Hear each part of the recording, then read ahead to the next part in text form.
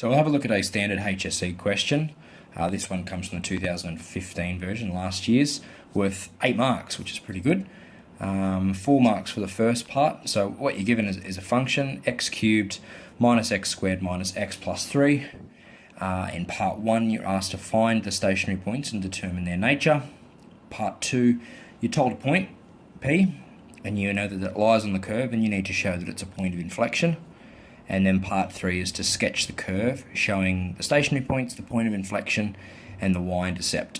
Okay, no need to find the x-intercept because, again, this equation here isn't the type of equation that you can solve in 2-unit. It's an extension level polynomial equation. So yeah, in 2-unit you're not expected to be able to solve that sort of thing. So that's why x-intercepts are missing. Right, so let's get into this. So the first part says to find the stationary points and determine their nature. Alright, so the function, again, which I'm just going to write at the top here, was y equals x cubed minus x squared minus x plus 3. Now for this question, because we're finding the location of the stationary points and we're also determining their nature, we're going to need both the first derivative and the second derivative. So we may as well write that straight down because we're going to be using them throughout the question. So we get 3x squared minus 2x minus 1. And for our second derivative, d squared y dx squared, we get 6x minus 2. Okay, so we're going to be using those throughout the question. So the first thing we need to do is actually determine where the stationary points are. And remember, that's determined by the first derivative and where that's equal to 0. So for stationary points, dy dx, the first derivative, is equal to 0. Or in other words, 3x squared minus 2x minus 1 is equal to 0.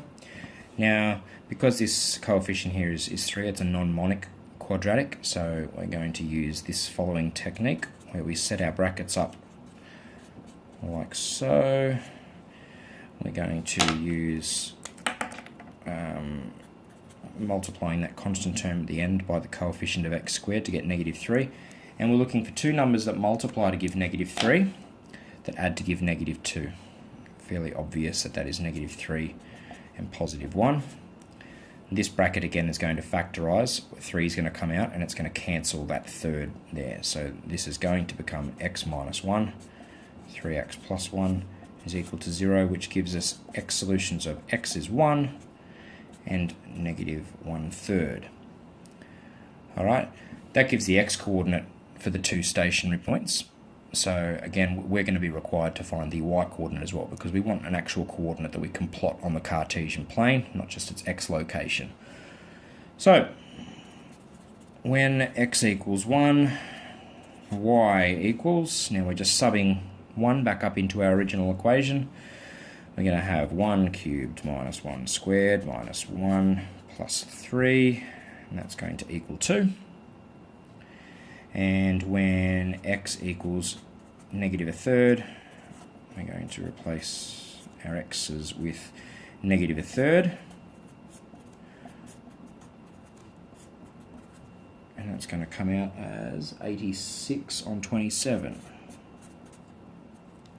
Okay, so in other words, our two stationary points are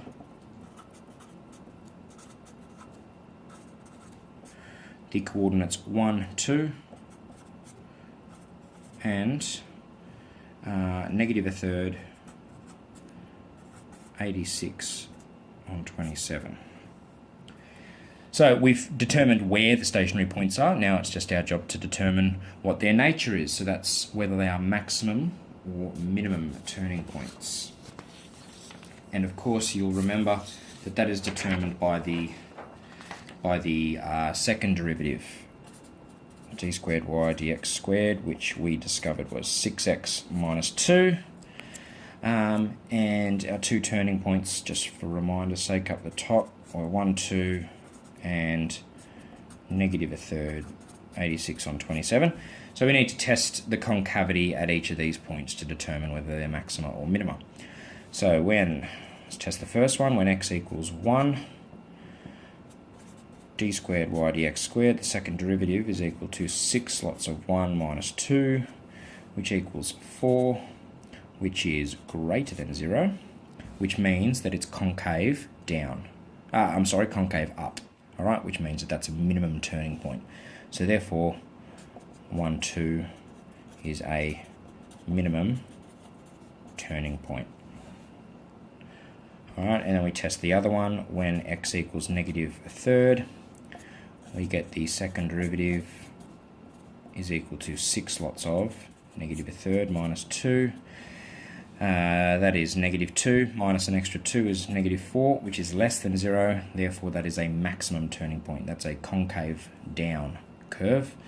So therefore, negative a third, 86 on 27, is a maximum turning point. All right, and that fairly simple algebra, I think, that's worth 4 marks, which is pretty nice.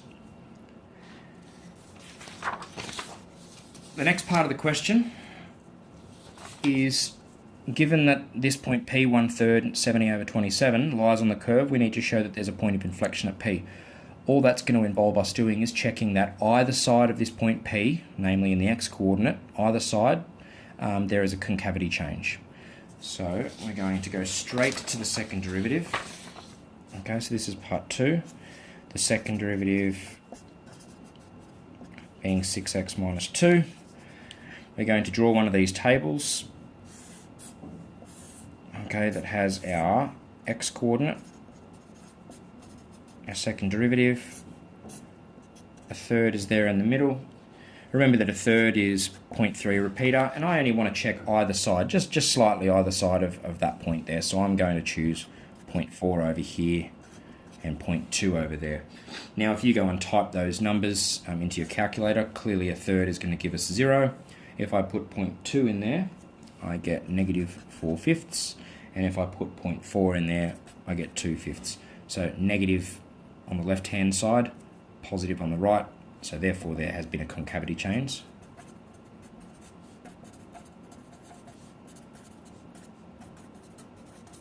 And therefore we conclude that there is a point of inflection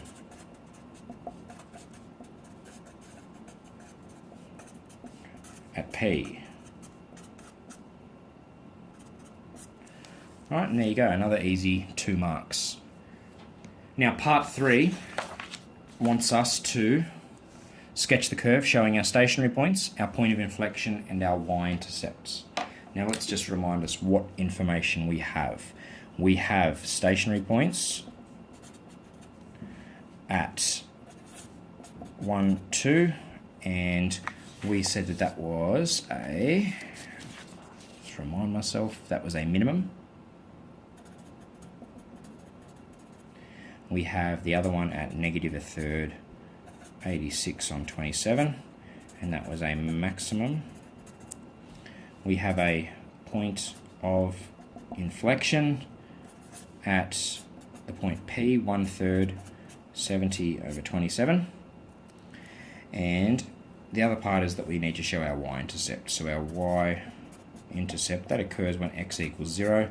So back to our original function, when x is 0, 0, 0, 0, we're left with 3. Right, and that's all of the information that we need to be able to draw our function.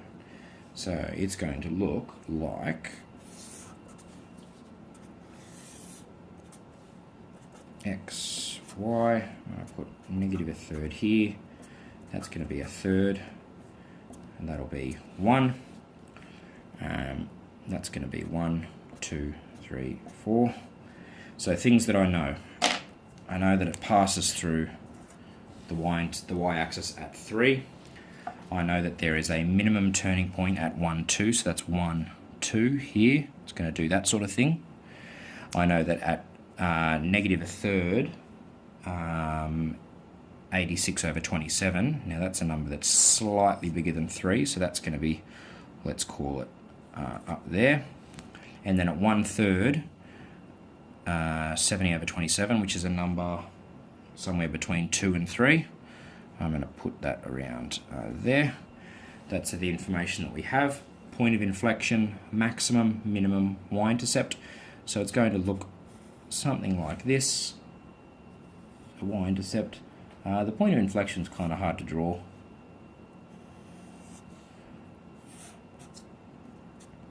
Something along those lines might be handy to write, P 1/3 70 over 27, and that's point of inflection.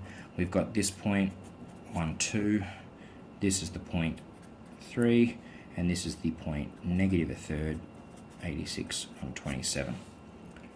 And that drawing, although it's not particularly lovely, it has all of the information that's required of the question, and that will give you 2 marks. So I think that's a decent 8-mark question. I think it's fairly doable. These types of questions are really standard, and they've appeared in the majority of HSCs over the last decade, I would say. So fairly safe to assume that you could get a question like this, fairly similar to this. So yeah.